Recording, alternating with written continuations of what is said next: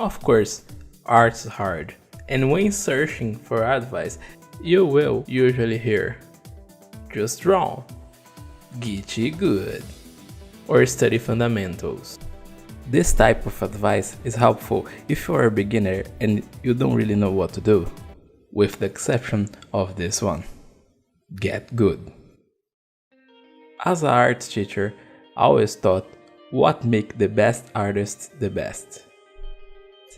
I always heard about how much time they draw per day. Doing all this stuff, so can you walk me through it a little bit?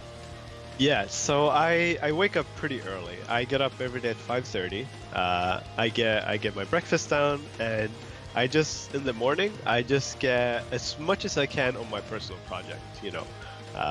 That time before work is purely for developing my own thing. Then I get into work. I stay around I'll be home probably around 7:30. And I get home and I have about 2 hours of doing personal work or a personal sketch, which I probably share. And I try to fit in a study either after work or I do studies during work. Like every time, so I have this thing called cappuccino sketches because I get like 2 coffees a day at work. And every time I go for a coffee, it takes about 15 minutes to get it. So in a day, that's 30 minutes. And if I sketch during that time, it just adds up during a week. That's like 2.5 hours, So I try to make the most of wherever I can with the time. Or how important are the fundamentals? The second part of that kind of question there was, you seem to flawlessly apply light and color to your supernatural themes. How did you learn to do it, Alex? Well, I started out doing a lot of really representational, observational drawing and painting, figure drawing, observational drawing from life, landscape drawing and painting. Now that was all kind of the fundamental stuff I focused on in school. One day, my wife asked me when I improved the most at art, and while I was thinking about the answer, it really was when I was studying art for about 1.5 years. Of course, after that, I continued to improve, but on a slower speed. Then, I opened my old studies folder and I realized what had happened. I started trying to be good. In the 1990s, the self-esteem movement took over the world. We were told to tell everyone how fabulous, brilliant, talented, special they were all the time. This was going to motivate them and boost their achievement. Instead, as you said, it was a complete disaster. It led to the acceptance of mediocrity. It didn't challenge people to fulfill their potential. And our research showed telling people they're smart actually backfires. It makes them afraid of challenges. It makes them fold in the face of obstacles because they're worried, oh, does this not look smart? Am I not smart? The whole currency is built around smart. This is Carol Dweck, a psychology professor from Stanford University, and she is well known for her work with mindset. Carol did an experiment where she took kids from USA and gave the kids an easy and simple puzzle. After the test, they told the kids one of those 2 things. When these 9 and 10-year-olds successfully put together the puzzle, the children are praised for either their intelligence, wow, you did really well, you must be really smart at this. Or the effort they made. Wow, you did really well, you must have tried really hard at these.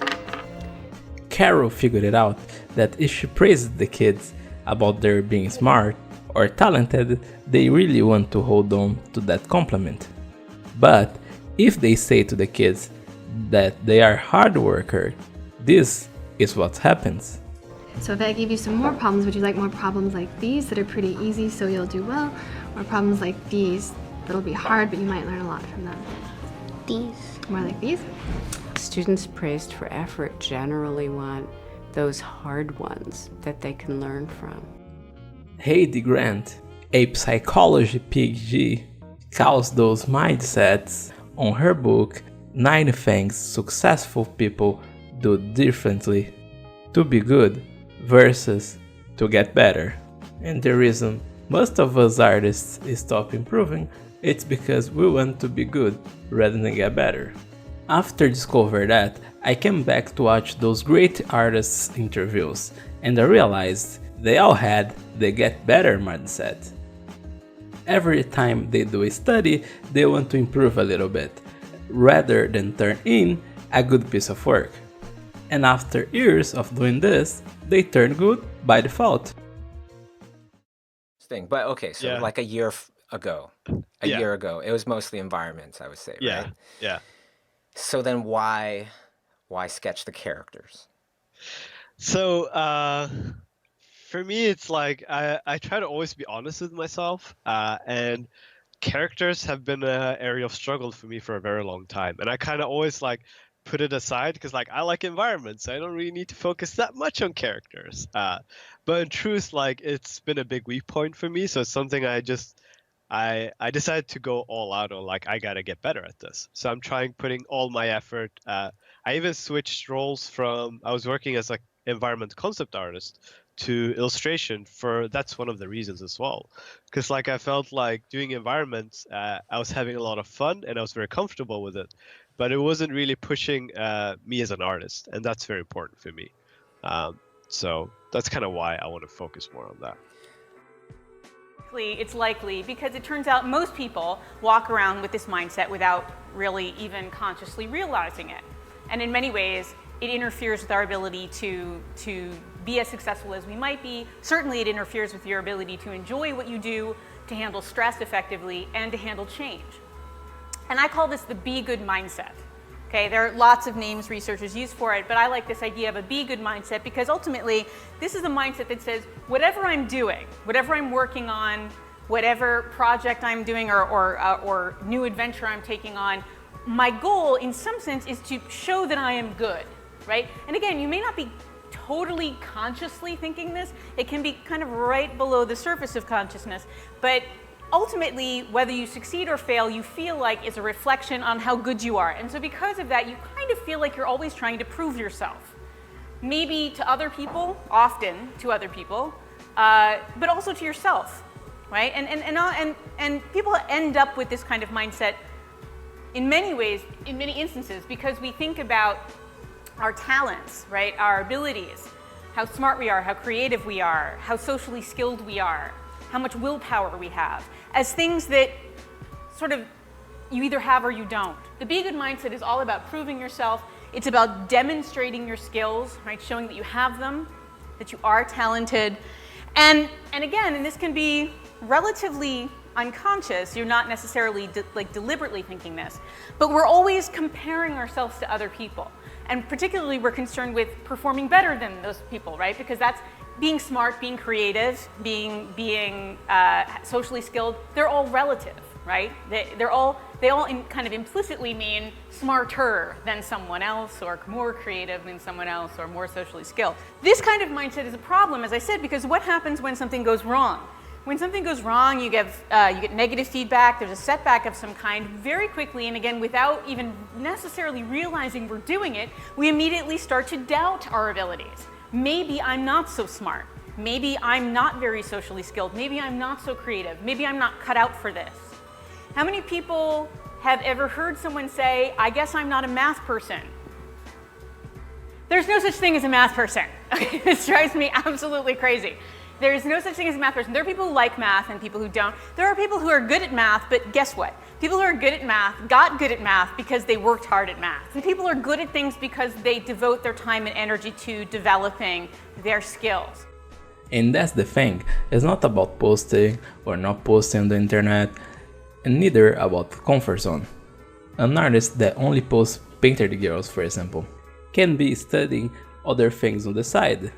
It's really about when you are studying, you are trying to feel good or really trying to improve. Let's get a game, for example, League of Legends. On League, ranks are also called elo.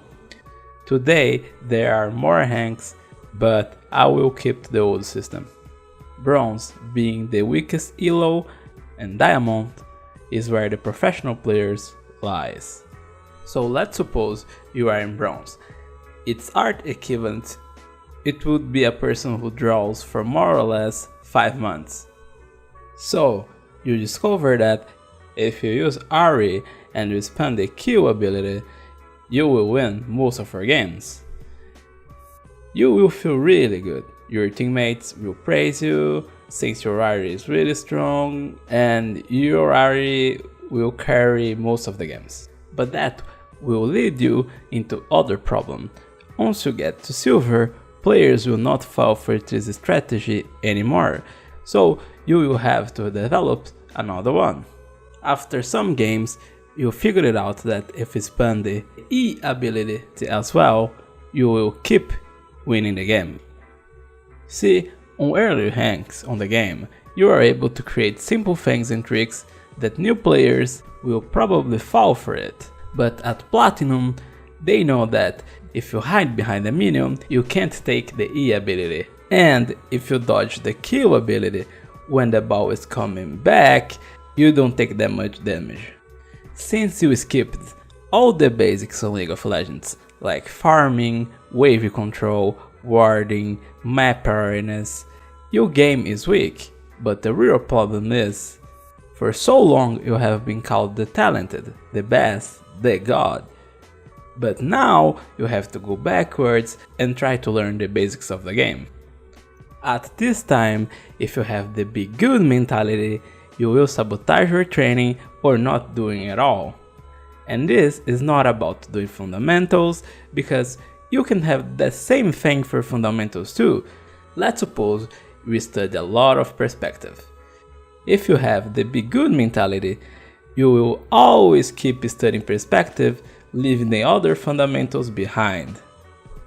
And that is if you are lucky, because most people at this stage only practice rather than study.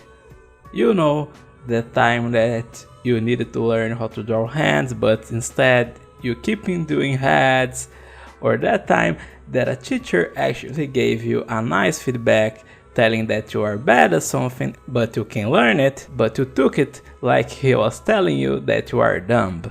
Or that time at high school that you traced the drawing for a professional and talked like it was yours to your friends. So the reason why I was improving fast back then, it was because I was fearless and I was exploring. I started drawing in 2016, so in 2017 I did not consider myself an artist, I consider myself as a dude trying to learn art. As a dude trying to get better at art. So in conclusion, if you want to get good at art, try to get better. Enjoy the process, try new things, explore, and eventually you will get good. Hi, this is William Velar speaking, and thanks for watching the editiding project. Also, if you want to help the editiding, we have launched a Patreon, so check out the link on the description below or click on the Patreon button on the screen to know more. Also, I am with a new term on my digital painting fundamentals class where you can learn color and light fundamentals and digital painting overall. Link also in the description. And if you like fighting games, check Core A Gaming. The editing on this video is totally inspired by Geralt, so please check out his channel, it's amazing. So, thank you, and let's get better together.